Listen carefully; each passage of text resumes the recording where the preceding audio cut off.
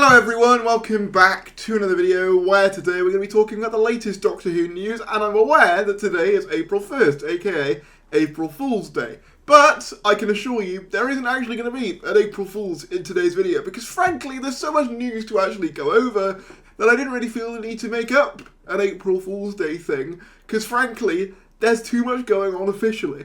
You could even say I subverted the expectations of April Fool's this year by just giving you a regular video. But subscribe, like the video if you enjoy, and let's get right into it. First up, following on from last night, Jo Martin was also present at yesterday's Doctor Who premiere. I somehow missed this image when I was doing yesterday's video, but yes, Jo Martin was also present at the Doctor Who premiere. Now again, these inclusions at the Doctor Who premiere could mean absolutely nothing. However, I do find it noteworthy that a lot of the people who have been included have been rumoured at some point along during the Season 2 hype cycle. And I think that whilst not all of these might be included, I think there's a good chance that some of them could be referenced. Maybe they won't be, but my kind of gut feeling is there is going to be some references to these. And in particular, I think Jo Martin has more of a likelihood of showing up than the other two people we spoke about, obviously Martha's mum and Missy. I think of any of them, she probably is the most likely to get a cameo in this series, just by the way she's spoken about it, really. Now, I have spoken a bit about my reservations towards that idea, but it would really depend on how it's executed. Also, at the Doctor Who premiere, Russell T Davies posted this on Instagram, confirming that a trailer for The War Between the Land and the Sea also played at the Doctor Who premiere, alongside a spoilery version of the Season 2 trailer that will never make it to air because it just has too much in it. Russell T Davies is quoted as saying, "The three execs last night at the Doctor Who launch. Me, Jane Tranter and Joel Collins. Not the most starry photo, sorry YouTube, but I don't like to take photos with actors. They get it all the time. Amazing launch, we showed the Robot Revolution, a season trailer that will never be seen on TV, so many spoilers, and the first ever trailer for The War Between the Land and the Sea. At Clara Amfo, you rule, you're a bright light in the world." Now I assume that this is just the person who was presenting the premiere last night.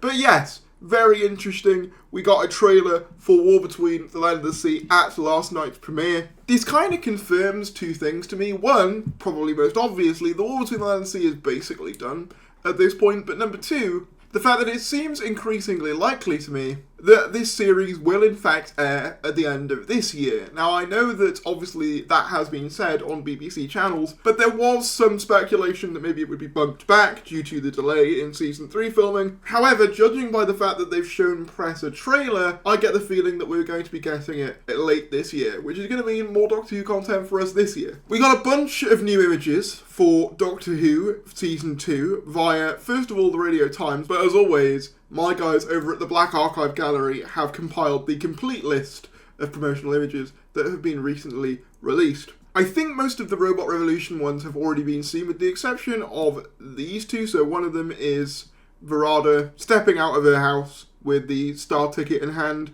but I believe that was also in Doctor Who magazine as well. The other being Ncuti looking at her, seemingly trying to repair something or other, or make some kind of device. We also got two new images from Lux, the first of which is just a very nice image of Varada and Ncuti in their 1950s outfits, the second one being them running out of the plaza, or Penarth Pier, for those of you who don't know, likely as a result of seeing Mr. Ringanding for the first time. We also got a brand new image of Ncuti in his spacesuit from episode 3, The Well, and I have to say, look, I'm going to say it, Ncuti's packing heat down there. I'm going to say it. You know, we were all thinking it.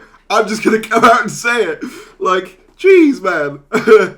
Anyway. And then, the most interesting bunch of pictures of the lot, we've got episode 4. Now, the reason I say that is because if you look at this first image, it shows the Doctor and Ruby holding some kind of, like, vial and talking in what appears to be some sort of cafe or coffee shop type thing. Now, the interesting thing about this is, obviously, they look to be very much in their Season 1 outfits.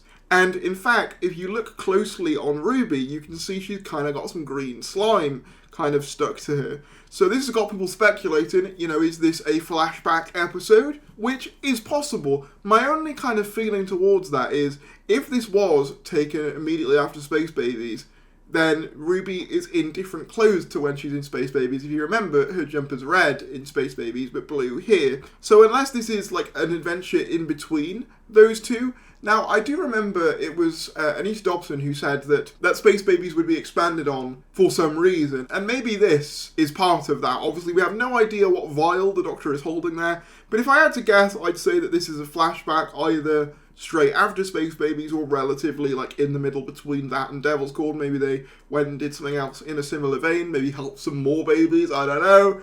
And something with that is factoring into episode 4. I don't know what. Maybe they got Unit in to help and that's caused something. I don't know. Something I am very glad to see, though, is that Ncuti is back in his leather jacket. To me, this is the definitive 15th Doctor look. When I think of the 15th Doctor, to me, it's going to be this leather jacket. I think the interesting thing is that we can't actually see his jumper here, so we can't actually tell, you know, when roughly this is set. But I'm assuming this is going to be a flashback scene, also judging by the fact that Ruby's hair is also back to its season 1 length, whereas in the second picture we have Ruby meeting Conrad, who we know seems to be her boyfriend, but also obviously seems to have a sort of podcast thing. You can kind of see filming equipment in the background there, and we can kind of tell that, you know, they're going to hit it off romantically. Maybe the podcast itself is called Lucky Day, hence the episode title. I'm wondering as well if the way he finances this is working at that think tank, which we spoke about in yesterday's video,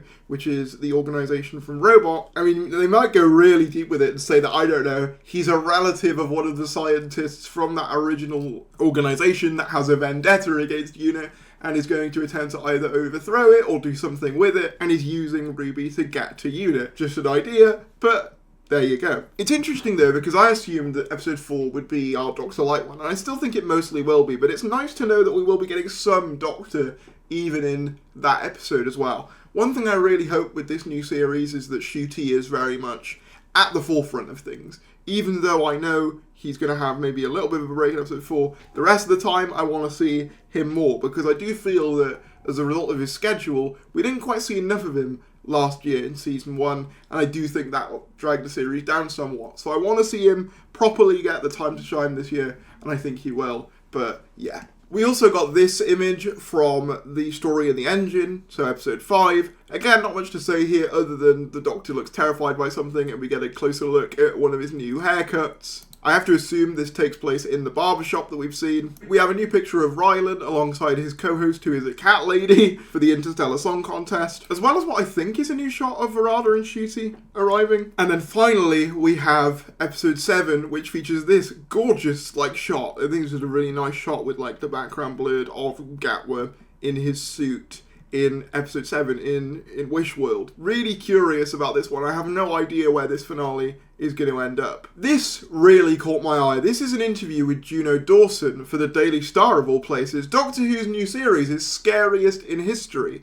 packed full of terrifying scenes. So when I read this title, my immediate reaction was, yeah, let's go! Because, if you don't know me, I've been looking forward to the idea of them going a little bit darker with Doctor Who for some time now. That's something I wanted to see in season 1, but now it looks like we're finally getting it with season 2, and I could not be happier to hear that they're going darker. Again, I'm not expecting it to be like Black Mirror, I'm not expecting it to be hugely, hugely dark or anything, but I'm just expecting a little bit more of an edge to this series than the last one, which I think, for me at least, as a slightly older Doctor Who fan, I say older, I'm not that old, but you know what I mean, as an adult Doctor Who fan, having something slightly more dark is welcome. Many viewers of BBC One's favourite show may be shocked at how scary the new season is, according to the show's writer Juno Dawson. You're going to need to get back behind the sofa. The next series of Doctor Who is set to be the scariest in its history. The BBC sci-fi drama will feature a raft of terrifying scenes despite airing before the 9 PM watershed.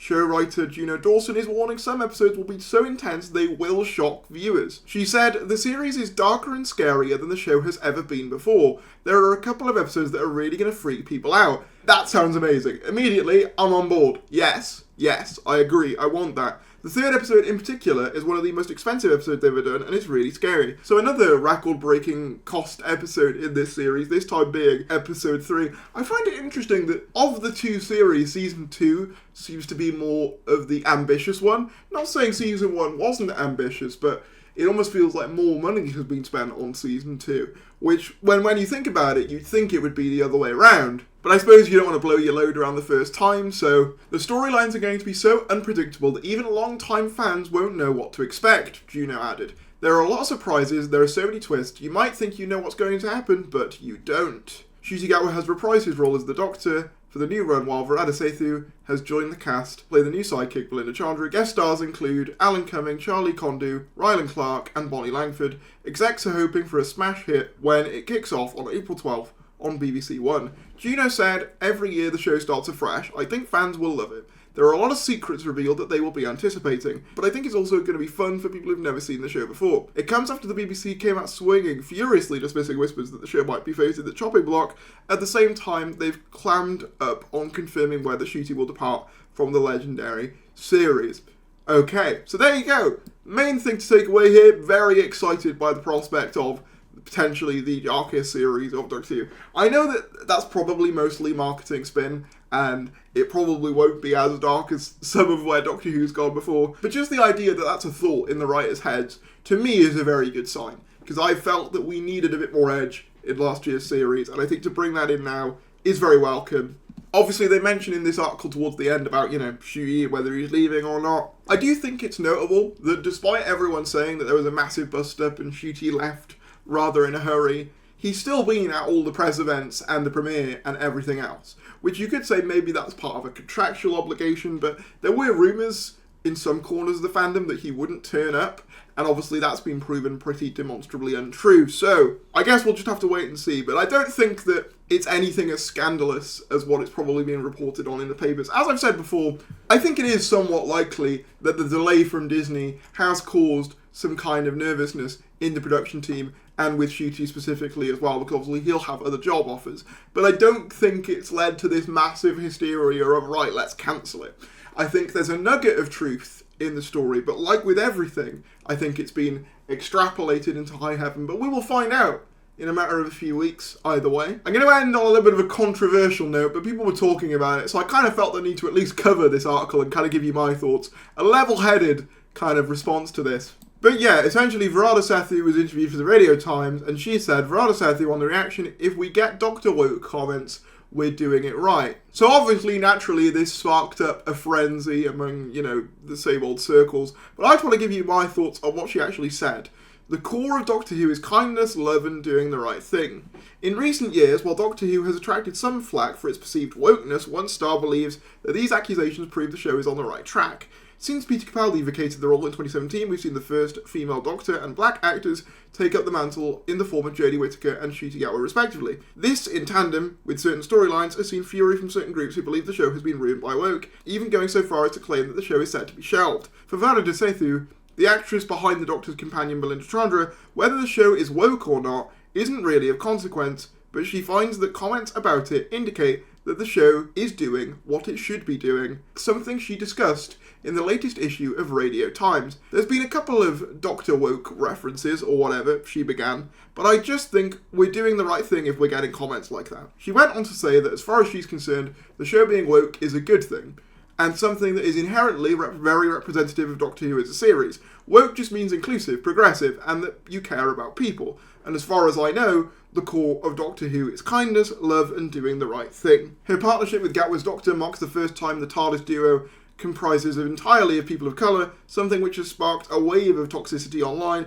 but both Sethu and Gatwa appear to be remaining supportive about the experience. Ncuti was like, "Look at us, we get to be in the TARDIS, we're going to piss off so many people." She laughed. As we wait for Sethu and Chandra to make their debuts in Season 15, the fate of the series for Series 16 and beyond remains somewhat up in the air, amid talks between the BBC and Disney. On whether she wants to return in potential Season 16, Sethu seems keen, but whether or not this pans out, we'll simply have to wait and see. And then we get the cover for the brand new Radio Times. What she said isn't actually entirely wrong. When you actually look at what the word woke actually means, it simply means being awake to social injustice, and inherently is not actually a bad thing. As much as it's been sloganised, it simply means being aware of injustice that exists around you. And that doesn't even just mean race or gender, it can also mean class, ability, other things like that. And I think a show being aware of that, particularly Doctor Who, which, yes, like it or not, has always had a socially progressive bent to it, is not a bad thing, and is in fact a good thing, as far as I'm concerned. Are there points where I think